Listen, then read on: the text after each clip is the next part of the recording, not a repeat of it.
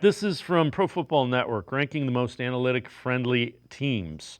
They have the Browns 1, the Ravens 2, Eagles 3. In Seth Walder's most recent front office check-in, Cleveland had more analytics staffers, 9, than any other club.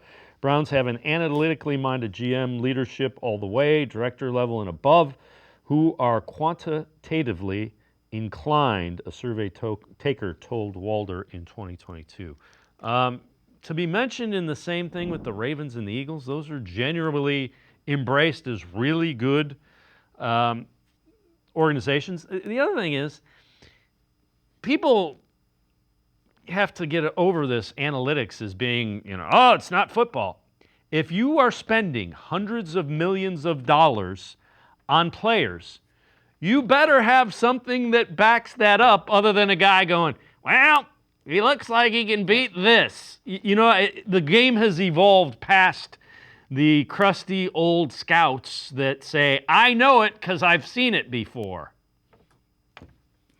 It's so true. You said it perfectly. You kind of took the words right out of my mouth. I wish people, Dave, would analytics is a word. It's a kind of a triggering word for some people, right? Because it's like, oh, they immediately go to something. It's just statistics. It's just numbers, right? Like you're just taking all the information you can and applying it to these players when you're evaluating them, how to use players, how, what defenses are best and what situations. I mean, I would love to see the amount of, what they say, 9 staffers. Yeah. You have a chief strategy officer from baseball who's known for his analytical world and everything that he's brought to this. Andrew Barry's all about it. Stefanski's all about it. They're right. They've streamlined it.